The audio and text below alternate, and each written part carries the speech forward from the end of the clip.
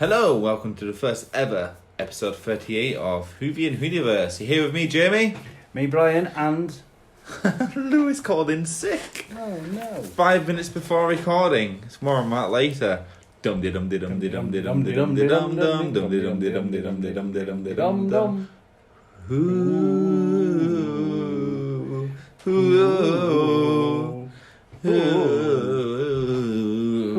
I sung it like Lewis because he's not here. He's a bit tone deaf, isn't he? I guess that's what you both have in common. Neither of us can sing or hold a note.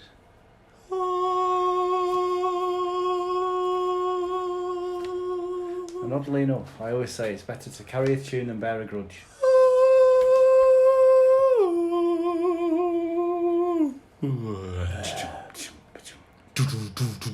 So, how's it going, Brian? Awesome. I went back home this weekend. You went back home? Yes. You haven't been home in how long? In about 6 months. Why have you been away from home for so long? Because I moved from the bright lights of Stockport to Huddersfield. I'm so sorry. A year ago.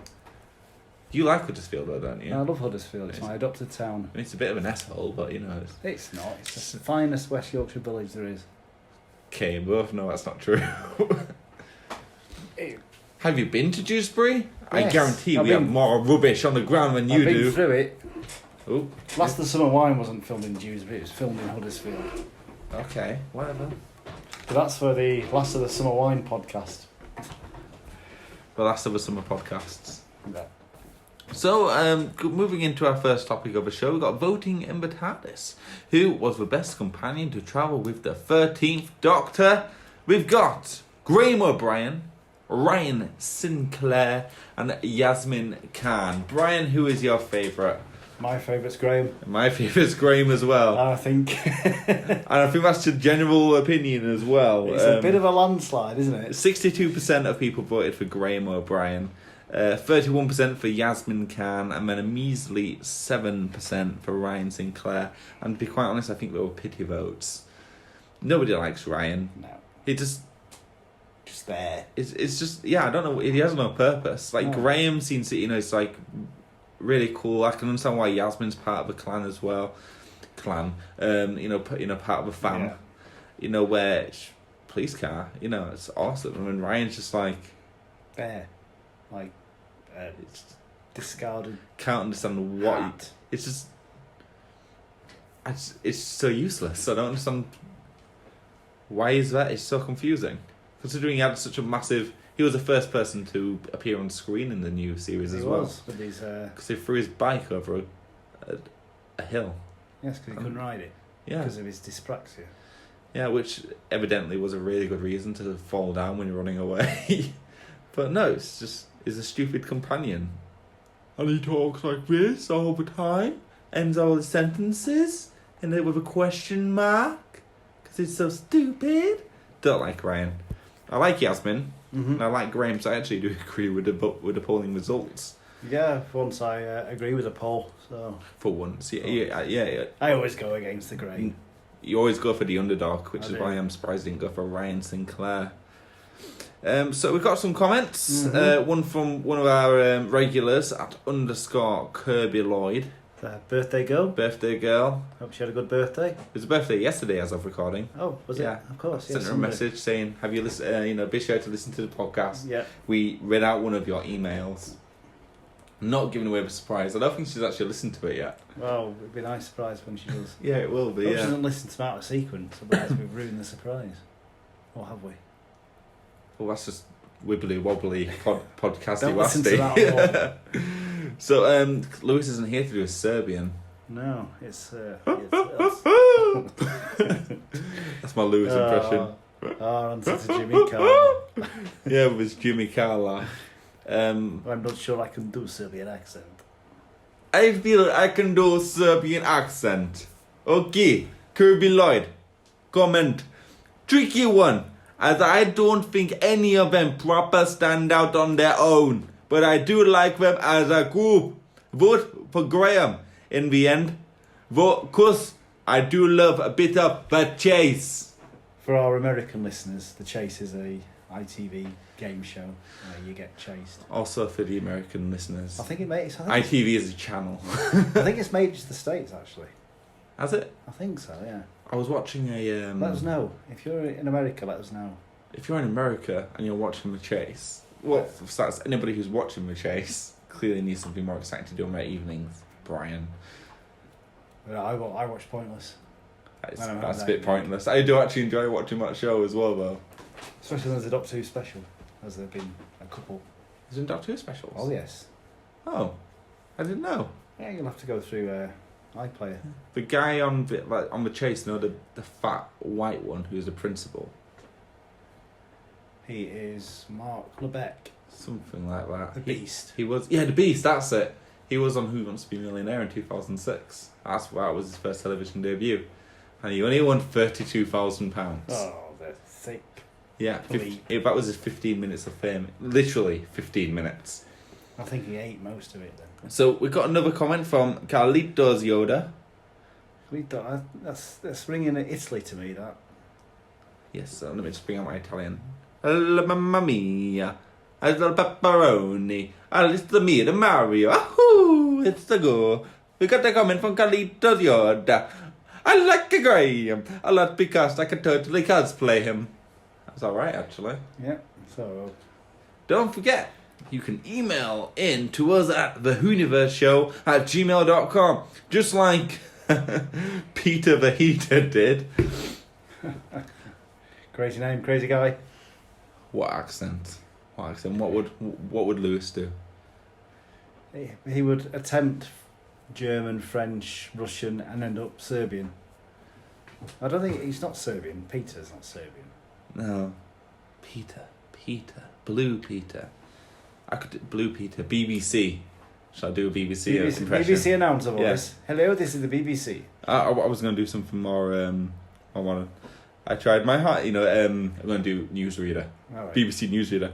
I tried my hardest to make my name rhyme, and once again, rhymezone.com came to the rescue. Anyway, Ryan is the most boring companion in the history of companions. Oh God, please let him die so we can be put out of our misery. The only interesting thing about Ryan is his gramps. All hail Graham. All hail Graham. All hail Graham. All hail Graham. All hail Graham. It's not a cult. All hail Graham. You did say cult then, didn't you? Cult. Yeah, we don't need to beat that out. We're not a cult. We are a cult. So basically, so just join the cult. You got to slit your wrists. Yeah. By your wrists, I mean somebody close to you. And mix it with your own blood, inject it into yourself, and you become a new super race. Anyway, so topic of the WhoCast, Brian. Yes, I've done some research into the companions of the 1960s, and we're going to try and whittle these down to 4 for the purposes of a vote. So just to catch everyone up, so our latest poll is going to be best 60s companion. So my only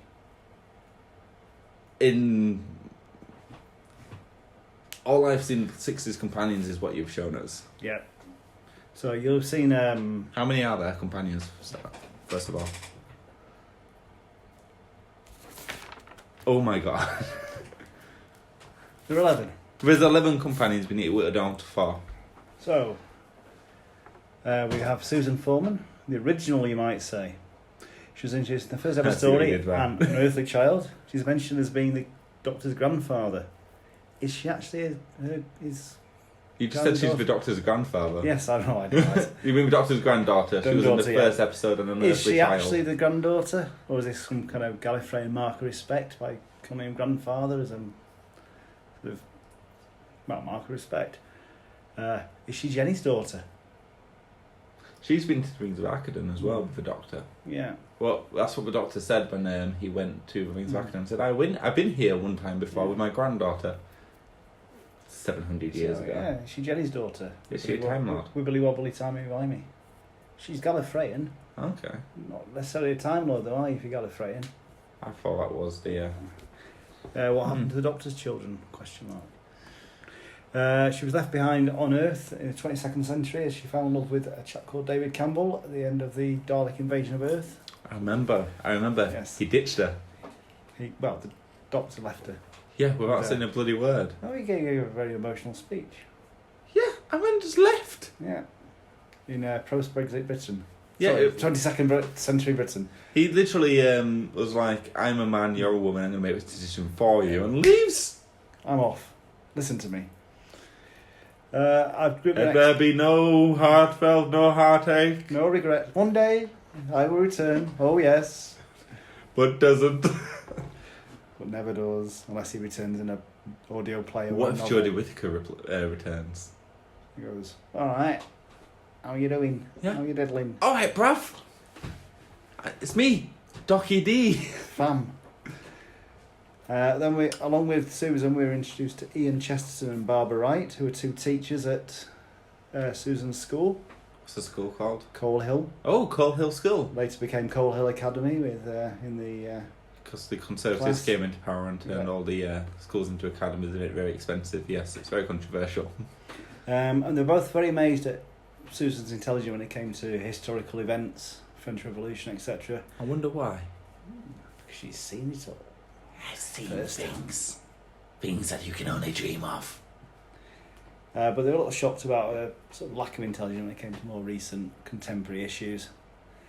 Ian and Barbara both got back to Earth in 1965, only 2 years after they left. Okay. Using a Dalek's time machine following the events of The Chase. That's not The Chase that Bradley Walsh does. It was a Dalek story called The Chase. Oh, okay, that was confusing. I'm so glad you cleared that up. There was a next companion called Vicky. We never knew her. We never got to learn her surname. Did she die? No, she didn't. She first appeared in a story called The Rescue, where she was rescued by the Doctor, Ian and Barbara, from a murderous fellow crew member aboard her crashed spaceship. She hung about for 9 stories before, like Susan, finding love in a different time, the Siege of Troy. Did she get ditched as well? I think she chose to leave. Oh, a woman that gets to make her own choices. Yes. What a change. 60s Doctor Who was very different. It was. Then we had Stephen Taylor, who joined the TARDIS fam at the end of The Chase. Again, the Dalek story, not the TV game. Okay. He was a space pilot who crashed landed on the planet Mechanoid, whose resident machines imprisoned him. He was played by Peter Purvis, who went on to present Blue Peter for several years, and left at the end of The Savages, where he helped broker a peace between 2 warring factions. A lot of these early companions got dumped completely out of their own time stream and comfort zone, didn't they? Yeah, I'm noticing that a lot of the earlier companions may have abandonment issues. Yeah. I know Rose did, but there was a reason for that. Then we got Dodo Chapman. Story called The Massacre of St. Bartholomew's Eve. In this story, the Doctor and Stephen meet a young lady called Anne Chaplet, whose death the Doctor refuses to prevent as a fixed point in time. The massacre of 10,000 Huguenots by the French Catholic authorities. They leave medieval France and then land in 1960 London, where they meet someone called Dodo Chapman, who says, "Oh, my relatives are all from France." What a coincidence. Yeah, so it's kind of an early Clara type forerunner. Dodo left at the end of the War Machines. Well, we got to meet Polly and Ben. Again, Polly didn't get a surname. Well, did Ben get a surname? Ben Jackson. Yeah, I've noticed a lot of women don't get surnames, but the men do every time. So Dodo goes to a nightclub in a story called The War Machines, and she meets Ben and Polly. They both travel with the Doctor till the Faceless Ones, so they transitioned Doctors. They had the first and second Doctors. Oh, okay. Polly is described as a sophisticated, hip woman. Have we seen the Faceless Ones? No. Is that an animated? That's one of the ones that's going to be... I think it's the next one that's going to be animated. Yeah, I'd still need to pre-order that one. So her and Ben are quite polar opposites, but they become attracted to each other, and it's hinted that they do find happiness together and marry. Ben Jackson is an able seaman in the Royal Navy. Appears alongside Polly. He refers to Polly as Duchess because he's rough and ready and all that, and Polly's quite posh. Again, they left. They left at the end of Faceless Ones, where they got back to Earth, albeit a year after they left. Oh, so they had to go back. Yeah. and chill. And But they get dumped out of time, away from their families and friends, yeah, in a absolutely. place they don't know. Doctor was such a nice guy in the 60s. Then we have Jamie McCrimmon. Oh, I know him. Yes. He appeared... It's my namesake. Your surname's not McCrimmon. Yeah, sure he is. He joined the second Doctor, Polly and Ben, in the Highlanders, which was set just after the Battle of Culloden. He's the Scottish one. He always wears a kilt. He does. And Polly suggested they take Jamie under their wing because he was sort of left alone. I relate to him so much. Always up for a battle, Jamie sometimes struggled to understand technology and the situations he found himself in. He was very protective of Victoria and Zoe, more of whom later, Yeah. and left at the end of the War Games, where the Time Lords wiped his memory of his travels with the Doctor. Exactly, that's why I don't remember Yeah. anything. Except for the Highlanders, the first story he was in. Yeah, Highlanders, great film. Stay and I'll... I know, that was Last Mohicans. Completely different. And returning back to his own time, Jamie made one last appearance in the Sixth Doctor story, The Two Doctors, which featured an alternative timeline for the Second Doctor on a mission for the Time Lords. What year was that? Was his final appearance? Roughly? I would say it would be about 1985. Oh, really? Yeah, possibly 86. I wish Jamie would make a return. He's probably dead now. He's still with us. He's Fraser Hines, the actor who plays him. Then we have Victoria Waterfield, so one of the first female companions to get a surname. Whoa! She's first featured in the Second Doctor story, The Evil of Daleks. Her father was conducting time travel experiments which attract the attention of the Daleks, and they captured Victoria to ensure her father's cooperation. Her father dies, saving the Doctor, so she joins the crew. She's very much out of depth. Spent a lot of time just screaming and getting into stupid situations. Well, that's what a lot of her female companions were employed for. Yeah. Like, you need to be... Don't wander off. Oh, she's wandered off. Don't touch that. Oh, she's touched that. Like, you get a lot of the women in early Doctor Who are just there to complain. And, yeah, I mean, unfortunately, Doctor Who is a matter of... we're companions are supposed to represent the modern day average Joe. And I do wonder if that actually represents 60s women. I really do. Victoria left the crew and settled with a 20th century family at the end of the Fury from the Deep. So another one who was dumped outside her own time stream. I hope she didn't have any family, like her father. I don't think she did. But and then we had the final companion of the 60s, Zoe Herriot. What year was this? This would be around about 1969. Yeah. So she joined in a story called Wheeling Space, which featured the Cybermen. She's described as a child genius. She's about 15 when she joins the TARDIS crew. Okay, it just got awkward. Yeah. Specialises in maths. She was very bored with life aboard the Wheeling Space station, so she welcomed the chance to travel.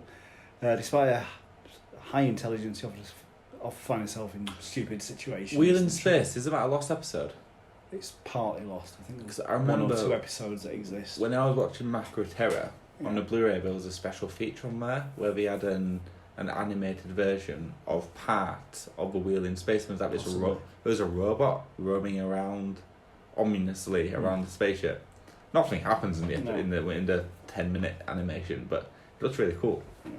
So despite being regarded as very intelligent, again, she often find herself in stupid situations and had to be rescued by the Doctor with Jamie. Again, along with Jamie, she was returned to her own time zone with her memories wiped, except for her first adventure. Why were her memories wiped? Just Time Lords. Gits, a lot of them. Yeah, especially the first Doctor. So we need to get that down to 4. Well, first of all, I would like to have, is it Susan Foreman? Susan Foreman? Yeah, the first companion. Yeah. Started the Doctor Who phenomenon. Phenomenon. Phenomenon. Can I select Jamie then? Yeah, that was my next choice anyway. Now, I really wanted to say Ace, but I think Ace was an 80s companion. Very much so. Yeah.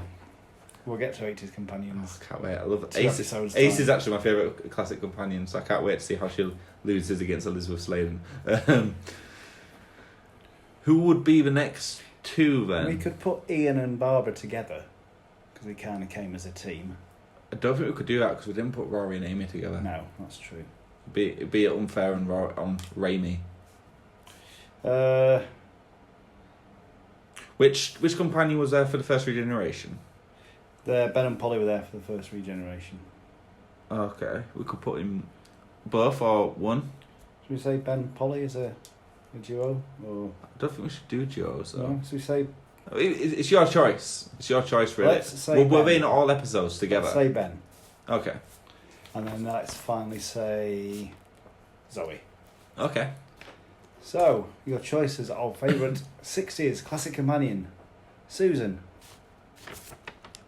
Ben. Jamie. Or Zoe. Zoe. And out of all those that are going to win, I think it'll be between Jamie and Susan. I think that's going to be a very close one thing between Jamie and Susan. Well, Jamie's always stood out. The only reason, even if his name wasn't Jamie, I'd have still always remembered him because he was always the one wearing the kilt. Yeah. And I don't know why he always wore a kilt. It's not something that the Scottish actually wear all the time. It's more of a ceremonial. So I don't know. I think he'd just always wear a kilt because, like, hey, we're for all people. Yeah. You know, like they record it in Wales now, so we can include the Welsh. We had a guy with a kilt in. Hey, it's Scottish now too. And the British is just British. You know, clearly they support the Conservatives because they changed it to Academy. But we queue and complain, the British. Always complaining. Nothing's ever perfect. I do actually really want to watch Jodie Whittaker's series again, leading up to the 12th season. Because I do feel like maybe I've been a bit unfair to it. And I should give it another chance. I quite enjoyed the first Jodie Whittaker's first season. Yeah. I enjoyed it whilst it was on, but then retrospectively I was thinking, once the hype leaves, and I'm just left like, so let's have a look at the actual story. It was an ugly little monster, and nothing really happens in it. I'm trying to think what West Yorkshire town Jodie's from. Sheffield. Huddersfield. Sheffield. Huddersfield. But did she crash in Huddersfield or Sheffield? Sheffield. She crashed in Sheffield? The character did. Okay, so she's from Huddersfield. I knew it was the other way around. We've got to have something to be proud of. You got a football team, haven't you? Yes. How's it doing? Less well than I'd like. But I don't care because they're not my team really. So. Who's your team? Manchester City. Oh God. I know. So my team's Leeds United. So they're going to win the league. So, moving on from that, we got Nuvian Who's Network. Time for some news. Lewis, hit it. So, Lewis, I see you managed to, in absence. Should I rattle some paper in the background? Yeah, go on. Just like when Lewis does it. We got his sticky notes. So, Lewis, thank you for putting together some news in your sickness, because I know you are by a computer. Oh wait, you didn't. So I had to do my own research. So. Not really that much to look into on the New In Who's Network. So I've just got two things to discuss.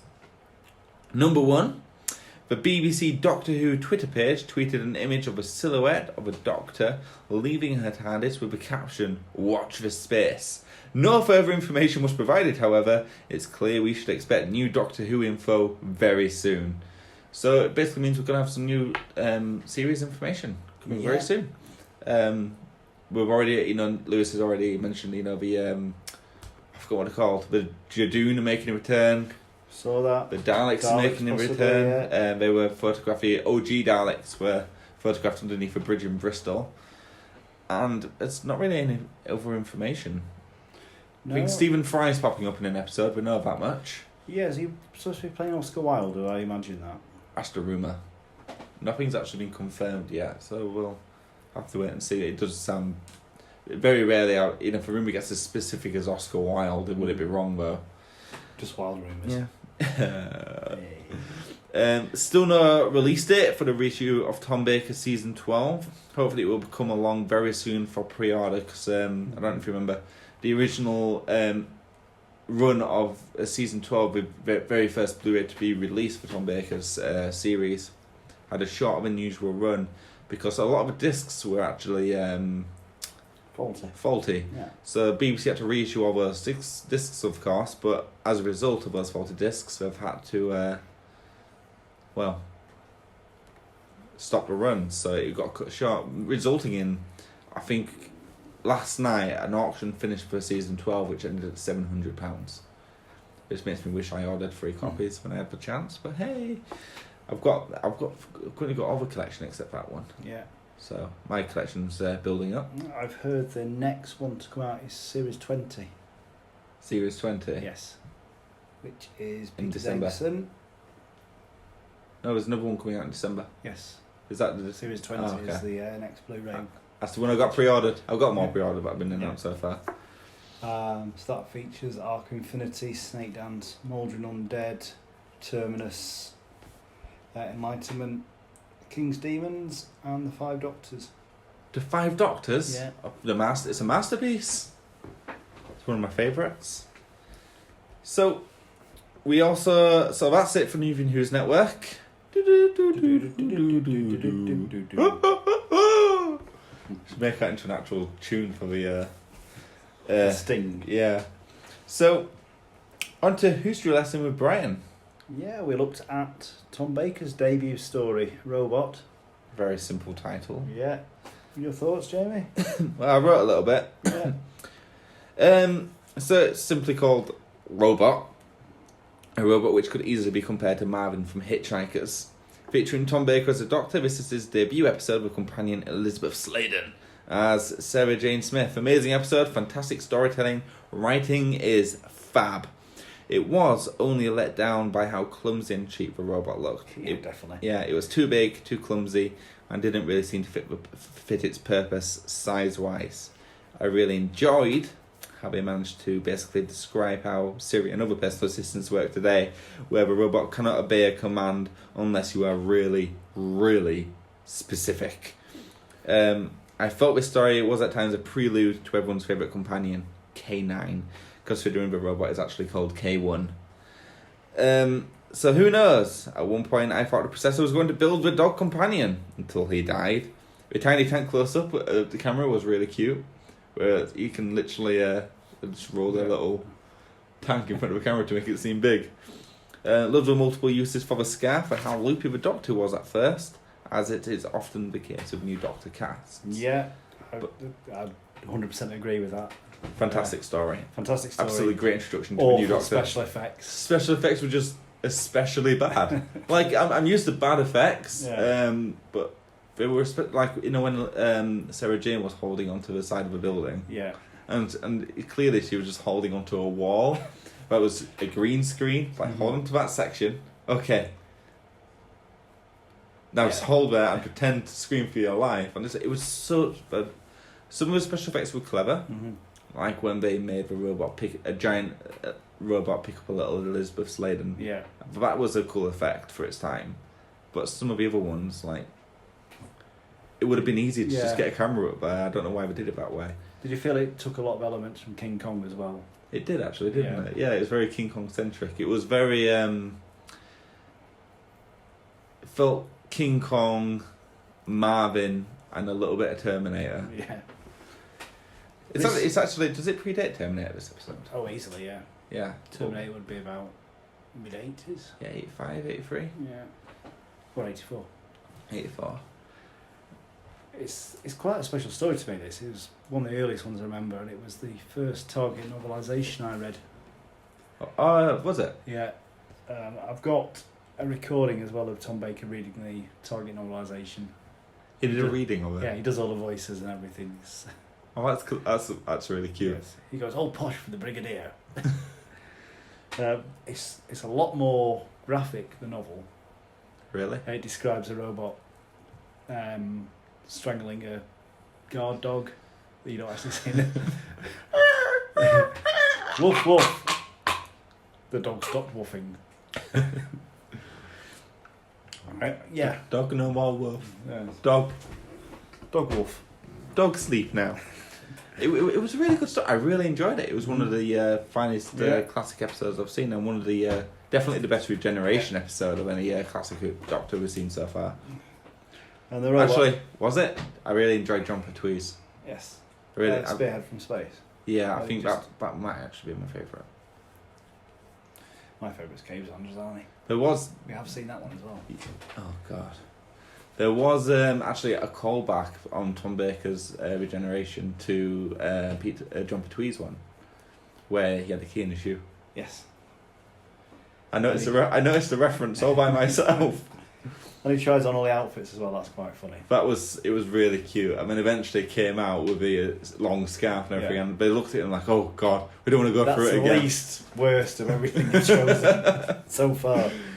But he just seems so loopy and so out of his element all the time. But it was just classic Regeneration story before they actually settle into their role. I think at the BBC when they're introducing a new Doctor, they just say to him, "Look, go crazy, just have fun with it. Yeah, You're not going to be this type of Doctor next week anyway, but just be the craziest version of yourself that you can be, and then sort of tone it down to an acceptable level." Doctor 2.0. Yeah. Of course, the thing with Robot is the robot wasn't the villain. No, it was ourselves. It was man himself. Yeah, which was very... the most deadly of all animals. A very Black Mirror episode, if you would, yeah. It was just so good. I really enjoyed it. It's just that robot. It kind of ruined it for me.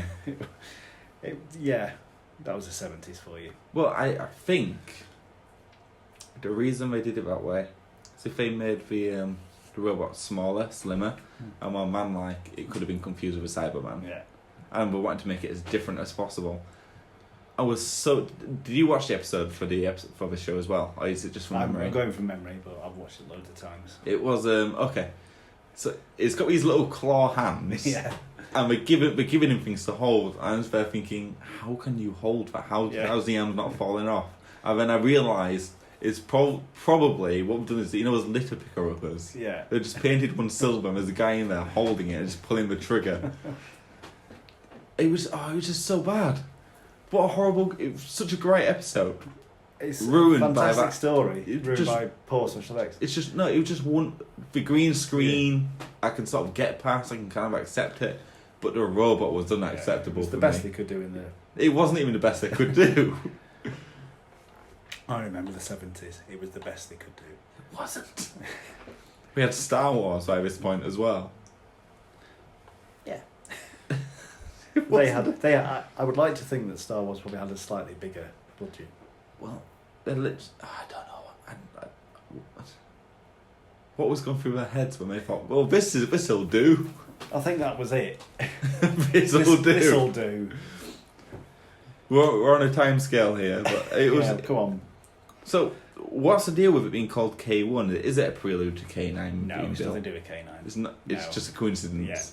It's one of them things that appear in Doctor Who. It's just we called it K1, which made me think, well, why would we call it? Well, I imagine why would they call it 1 if it's not number 2? I imagine it's after Professor Kettlewell, who designed the robot, if I remember rightly. So K9. So Professor Catterwell designed K9. No, it's nothing to do with K9. God damn it. So I believe K9 was designed by someone called Professor Marinus, but I would need to check. So we just thought, K1 is a good name for a robot. What if we put a 9? Oh my God, jackpot! Sounds like a dog. So, all in all, it was a great episode. It was a great episode. Just slightly let down by the poor special effects. Slightly being the understatement of the year. It did impact my final rating. As it is the saint of Tom Baker. Jelly Babies out of 10? Oh, Jelly Babies out of 10. I was just listening to one of our previous episodes actually where we were rating it out Jelly Babies for the first time. Yeah. And we didn't say like 7.5 Jelly Babies, we went 7 Jelly Babies and a leg. And this one's going to be 7 Jelly Babies and a head. Right, I'll give it no, sorry, 8 and a head. Sorry, 8.5. Yeah, like the special effects weren't so bad it detracted from what was an amazing story. It's the special effects that stopped it from getting 10 Jelly Babies. But 8.5 Jelly Babies, that's acceptable. I'll go in a solid 9. Fond memories of Robot. As I say, first Target novelisation I read. So what's your rating? I'm going to say solid 9. A solid 9? Complete Jelly Babies. 9 complete Jelly Babies. No legs, no arms, no heads. But none of them got legs, arms or heads? So you're not giving it any jelly babies at all? 9 jelly babies. 9 complete jelly babies. Right. So is that it for Who's Your Lesson? What we're watching next week? Ooh. Dun, dun, dun, dun, dun, What can we watch? Don't forget, I've got Blu-rays at home as well. Yes. If you want to pick from those. Which seasons have you got? I have all the collection except season 12. Right. So I think I've got Peter Davison's season 19. We've not done a Petrie one for a while, have we? No, I don't think we have. No. Carnival of Monsters. Carnival of Monsters. That sounds very fun. Yes. There's a carnival and it's got monsters in it. What year is this one? This would be... Well, it'd be 70s because it's between... I would have to guess about 72, 73. It's John Pertwee, Yes. not Sean Pertwee. No. Damn it. So, okay then. So that's Carnival of Monsters next week. And we've got one last section. Unfortunately, there's no Whoniverse or Hogwash this week because Brian couldn't make it. But we do have... I could. Brian could make it. Oh, Louis couldn't make it. We're always getting mixed up. It's because I'm on a diet. It's because I'm so tall. No, I'm on a diet and I'm really hungry. I just can't think straight. I made so many mistakes at work today. So we've got our final section of the show, Gallifreyan Gabble. Blah blah blah blah blah blah blah blah blah blah blah blah blah. Remember, you too can email us at thewhoniverseshow@gmail.com or DM us on our Twitter at Whoniverse which is open for everyone. So even if you don't follow us, well, you should follow us. So we've got our first email. Shame Lewis isn't here because the email is actually from Lewis Hobbs. Yeah, and he would know what Lewis sounds like. Watching Doctor Who over the years, we have seen many gadgets that we'd hope would make it into IRL in real life. Sadly, many of which are just not possible. What gadgets would you like to see in Doctor Who? I'll go first. The gadget I'd like to see most is the weird eye patch thing when they were fighting the Silence. If memory serves, the eye patch unlocks your brain's full potential and would make us all geniuses. Think of the technological advances in medicine we could make with that full potential. Yeah. That's a good one. It's nice. It's a good question, actually. Wish I'd... It's thinking outside the box, isn't it? Yeah. Wish I'd given it a better read before I put it in the show, because I don't have anything... Let me think. I mean, I could go route 1 and say TARDIS. TARDIS, yeah. TARDIS is... there's always route 2, sonic screwdriver. Yeah. But what else? There's a sonic gun. Yeah. Which basically, it's probably one of my favourite gadgets, introducing The Empty Child with John Barrowman, where you can shoot a wall, it makes a square, and you can walk through. Yeah. And what else is there? Robot dogs. Yeah, K9. I want my own K9. And what's that? There's a computer that Sarah Jane uses with her son. Mr. Smith. Mr. Smith, yeah.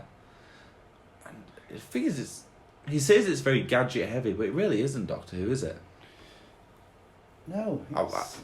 It's very no, it's not. It's Doctor Who's very. You could do it right now, sort of thing. Yeah, like, he uses words rather than weapons. It doesn't use. Or she. She, yeah. Well, I would say the Doctor and no gender attached, but the Doctor's usually there making speeches and making a stand. Basically a politician, but a good one. But doesn't really, the Doctor doesn't really use weapons or technology to gain an advantage. Certainly not compared to other sci-fi programs like Star Trek or Stargate. Yeah, Stargate is like the worst of them all. It's the worst program ever. Worst ever, yeah. Worst program ever. Worst program ever. Stargate? What's that? But no, like obviously, I'd probably go for Sonic Screwdriver or TARDIS, but I can't really think of anything else. It is, as I say, route 1, but think what you could do with a TARDIS. Yeah, I could have anything I want. You've got a TARDIS in your bag, actually, which I stole. I could go back in time and prevent you from stealing my TARDIS, using my TARDIS. That's a paradox if I've ever heard one. No, like, when I think about technology in Doctor Who, it's big things. Like, do you remember the Doppelganger episode?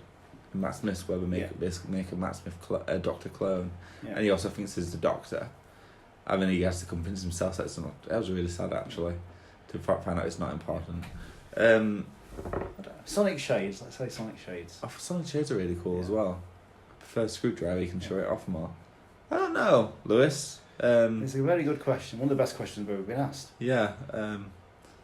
I'll stick with TARDIS. I'm going to stick with Sonic Screwdriver because I can borrow your TARDIS and have my own TARDIS, go back in time. Lewis, I don't know. Lewis, what do you think? He doesn't know. No, bloody hell. Good question. It is a really good question. I'm stumped. If any of our listeners want to put their own suggestions in. I'm trying to think of what other Sonic devices. There's a Sonic cane. Yeah, all the devices. Sonic lipstick in Sarah Jane. Yeah, there's a Sonic pen in the Adipose episode. Partners in Crime, Yeah. Trying to think what else there was. Technically, Rory was a gadget at one point. Chameleon Arch. Yeah.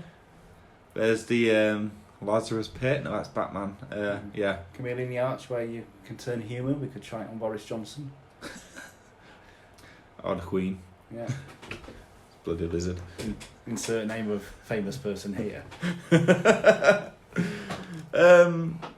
No, I can't think of anything else. Thanks, Lewis. You put a stopper on the show. Thanks for that. So with that, it's the end of a Gallifreyan Gabble and the end of a show. Yeah. Don't forget you can follow me at Watson's Musings on Twitter. Me at Beach007. Yeah, or Lewis at in real life. Real life, yeah. I don't remember his Twitter handle because it's so complicated. Why would you put numbers in it? No, exactly. Beach007. Is it 007 or is it 00? It's 007. Oh, 007. Because James Bond's 007, isn't he? No, it's 007. No, he's 007. 007. I've read the books. He's 007. I haven't even seen a James Bond film, if I'm quite honest. But he does have regeneration powers like the Doctor. He does. Yeah, he keeps popping And up again. might become a woman, like the Doctor. Doubt it. Janine Bond.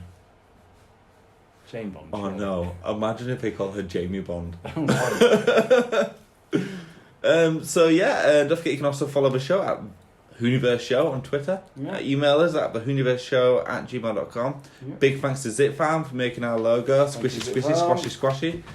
And that's it for the show. You've been listening to Whovian Whoniverse. Have a week.